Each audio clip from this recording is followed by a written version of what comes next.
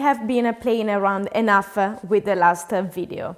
Now it's time for the authentic ragù alla bolognese.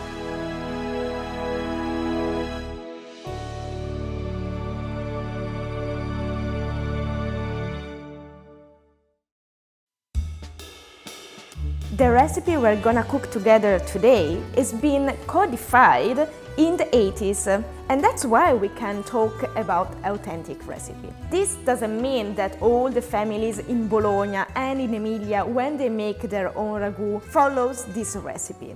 However, in a cold and probably foggy October of 1982, the delegation of Bologna from Accademia Italiana della Cucina registered by the Chamber of Commerce of Bologna a codified recipe to make ragù alla bolognese, as well as the right size for tagliatelle. But this is another story. Since the codification of ragù alla bolognese, we had the guidelines to make it not only at home, but also at the restaurant the proper way. So it's time to make together ragù alla bolognese following the recipe of Accademia Italiana della Cucina. Let's start. First of all, let's prepare the vegetables. Of course, to make soffritto. Onion, yellow carrots,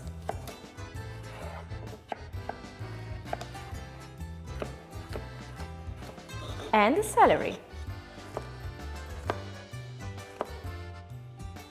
Let's chop also thinly the pancetta. This is exactly the fat part that was missing in the fake ragù video recipe. I cut it first into small cubes and then, with a knife, I chop it thinly. Time to move to the stove. Alright, let's place the pancetta inside a big casserole. Add 50 grams of butter. Well, this is also another important fat part for this recipe. Add also the chopped vegetables and fry gentle all together at low heat. To make ragù alla bolognese, the recipe suggests to use bigger chunks of ground meat. So I asked my butcher to grind it a little bit bigger than usual. Let's add now the ground beef. With a wooden spoon, I mix everything until the meat gets kind of cooked, but mostly you will hear a nice crackling sound. Time to add a half glass of red wine. When the wine will be completely evaporated, let's add the tomato sauce. You can also use peeled tomatoes.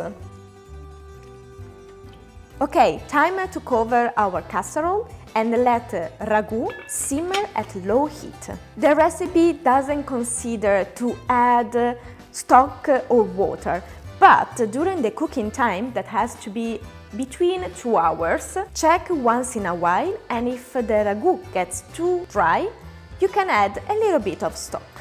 While our ragù alla bolognese is simmering, you might fancy to know a little bit more about the history of this so popular and delicious recipe. Who invented ragù alla bolognese? A king? A chef? The Pope? Well, it seems that the ancestor of ragù alla bolognese have been cooked even by the ancient Romans.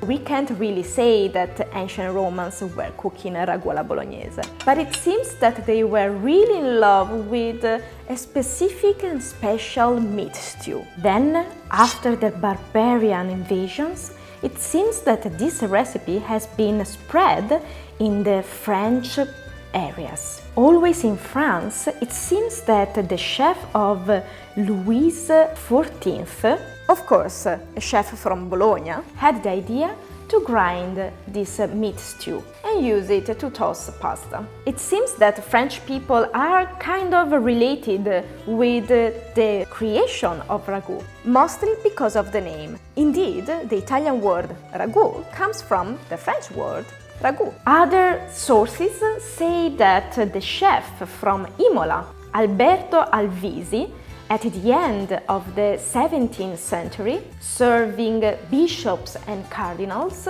was the first to create a ragù quite similar to the one we know nowadays, using lard, butter, onion. Of course, he used this ragu together with macaroni. But be aware, because macaroni in the past was used to refer to all kinds of pasta. Anyway, at the beginning of the 18th century, ragu was finally featured in many cookbooks of Emilia-Romagna. As I said before, only in the last century, the 17th October 1982, the recipe of ragu alla bolognese have been registered at the Chamber of Commerce in Bologna.